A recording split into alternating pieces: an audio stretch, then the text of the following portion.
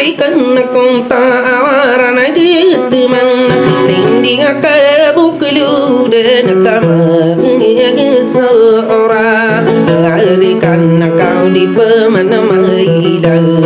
dina nasang Apa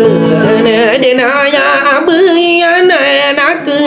sumaya anakku memberat Remi warin sadin nabi aku ma Arwah ko patar pasadin de Kebembera eliko di sukaan ko tendeno pangi ini wa mali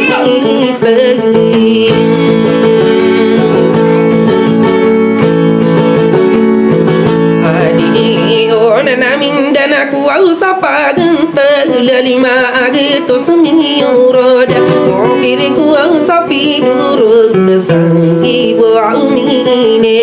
yerege ya mana tatambi dengan hingga tu sabi itu surdin sarla anona apenya gitu ni bedoi ko akan berdewa mahindi mang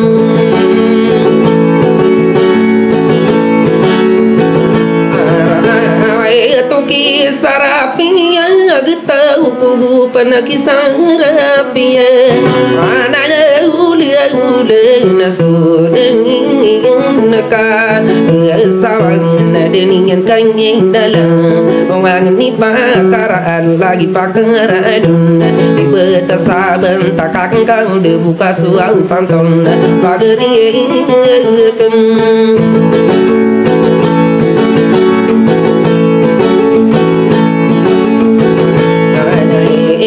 nadi aku pakai ubedi to di sepiridu inusi tu dia kainu su kasang ana sampor ne sabke ne di dia embuyan dia betara magi ada yang solo tanah solo tan sampor ina adila di embuyan sa dia betara magi ide yude yuwatawa ide yude yugending ada yo pakarang kono ino mandite no ba agudi kederundunge ayana na korona maga papena na yang ko deto bi mensalangi tapamana yude ba sumu besar ayana besalan sa agung akata ide na ta olo made salelo de buru na kala nu na tawade awa kasangu na sempo ide sabkena di limbe janna kagi de pena mi dirine de penuh pagadina siku opi kira kena amangu de pakaran udah menang airadon iku bunga pengampung apa mendegi unaya na utara ko masih abegi aku baya bewari por sabelung yelang antung amagin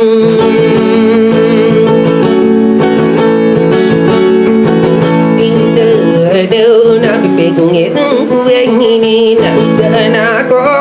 mindin sakadera bunya derodo papiu rakadara dato anana lade di sepira dua mi putare mamurse angin nowe ino ona da ko pak be de paka ore gisa pagil tanah puoteri kagi naraden na pagalama tambe iyo mga tongan ini anak pagen ingi kena ulan nakai de yu bege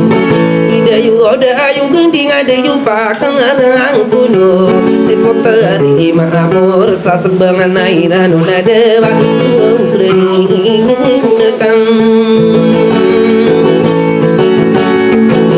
asai begala denia nakangin nala ayaki alala kuna manang mataku den pagare ya kenanan dara ona pesamagi ngai sama buka marga ide ata ide ginding ide pakara kunu deto pakabira ra ona apsamagi ngoti iya tap mangine sung ge sengko ai na karetabe rogo masai lemo ko amang de pakaran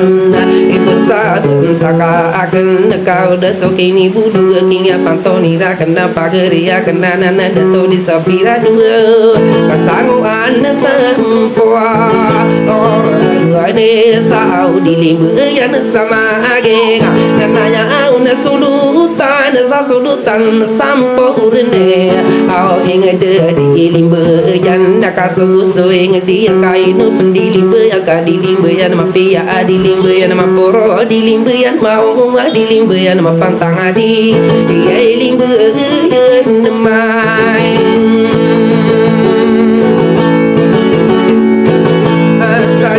abaranai pandu petiyo mapa geria kena peri narina manda kapapan tagena ina kage sai mentuari ko ispanto ni ide jarabinu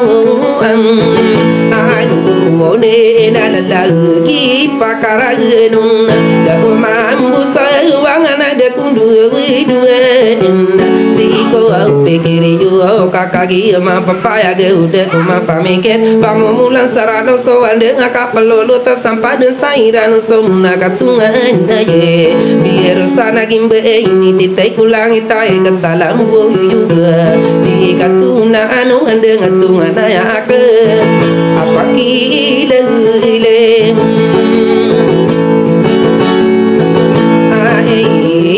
no ande ngambung sang ya maka kelaya mengenai pandu papaka inu di sepi radu akan dari datu dindi kakak sang anak sampurna sabekena dilimbu yang nene anaya nakam ari ena sudutan sampurna kena dilimbu yang ide yupa karedun dayo karang kodua nasudan yang kasawang dening yang kaina dang nang bentukan kau daya kuningan ada nanti keung pun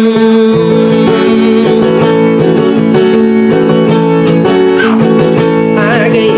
tangan sarade mesawang dikowi sanagu pang tuna pageri kenangan nau kasango ana sampurna sabu kena dilimbu ya nade aku mapang ede na pipeking ku mambo pangode pakaranu na menang hireun liku abang ku na tiga kenamu ngana bakun pakeraku muda ai ding ding ede na au beli lilangan